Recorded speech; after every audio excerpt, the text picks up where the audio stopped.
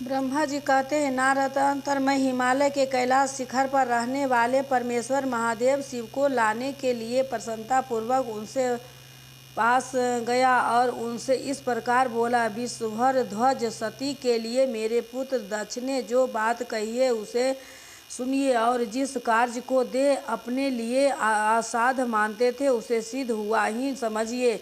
दक्ष ने कहा कि मैं अपनी पुत्री भगवान शिव के ही हाथ में दूंगा, क्योंकि उन्हीं के लिए यह उत्पन्न हुई है। शिव के साथ सती का विवाह हो, यह कार्य तो मुझे स्वतः ही अभीष्ट है। फिर आपके भी कहने से इसका महत्व और अधिक बढ़ गया। मेरी पुत्री ने स्वयं इसी उद्देश्य से भगवान शिव की आराधना की है और इस समय शिव जी भी मुझसे इसी के विषय में अन्वेष पूछताछ कर रही है, इसलिए मुझे अपनी कन्या अवश्य ही भगवान शिव के हाथ में देनी है। विधाता वे भगवान शंकर शुभ लग्न और शुभ मुहूर्त में यहाँ पधारे, उस समय मैं उन्हें शिक्षा के तौर पर अपनी यह पुत्री दे दूंगा। विश्वध्वज मुझसे दक्ष ऐसी बात कही है, अतः आप शुभ मुहूर्त में उसके घर चलिए और सती को ले आइए। मुन्ने, मेरी यह बात सुनकर भक्त वत्सल रुद्र लौकिक गति का आश्रय ले हंसते हुए मुझसे बोले, संसार की सृष्टि करने वाले ब्रह्मा जी, मैं तुम्हारे और नारद के साथ ही दक्ष के घर चलूँगा, अतः नारद का स्मरण करो। अपने मरीच आदि मान सपुत्रों की भी बुला लो। विधे मैं उन सबके साथ दक्ष के निवास स्थान पर चलूँगा, मेरे पार्षद भी मेरे साथ रहेंगे। नारद लोक चार के निर्वाह हमें लगे हुए भगवान शिव के इस प्रकार आज्ञा देने पर मैंने तुम्हारे और मरीच आदि पुत्रों का भी स्मरण किया। मेरे याद करते ही तुम्हारे साथ मेरे सभी मानस पुत्र मन में आदर की भावना लिए शीघ्र ही वहाँ आ पहुँचे। उसी समय तुम सब लोग हर्ष से उत्फुल्ल हो रहे हैं।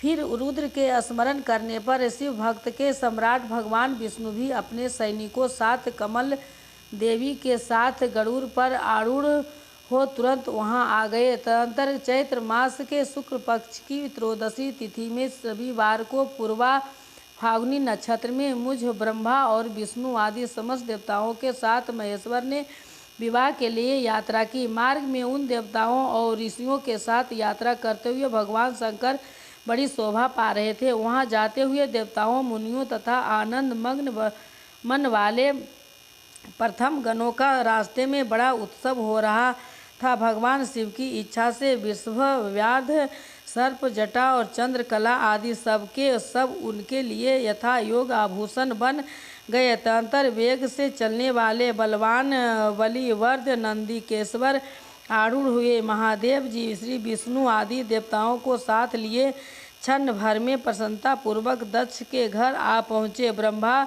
विनती चित्त वाले प्रजापति दक्ष समस्त आत्मीय जनों के साथ भगवान शिव की अगवानी के लिए उनके सामने आए। उसी समय उनके समस्त अंगों में हर्ष जनित रोमांच हो आया था। स्वयं दक्ष ने अपने द्वार पर आए हुए समस्त देवताओं का सत्कार किया। वे सब लोग सूर्यश्रेष्ठ शिव को बिठाकर उनके पार्षद भाग में स्वयं भी मुनियों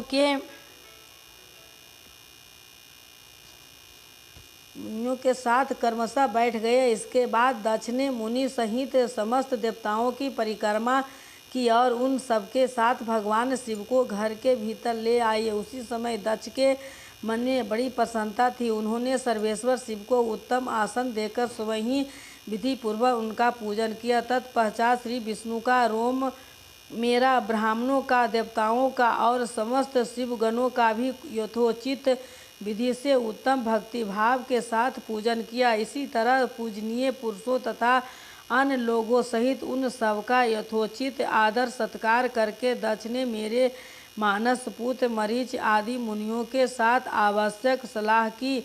इसके बाद मेरे पुत्र दक्ष ने मुझ पिता से मेरे चरणों में प्रणाम करके प्रसन्नतापूर्वक कहा, प्रभु आप ही वैवाहिक कार्य कराइए।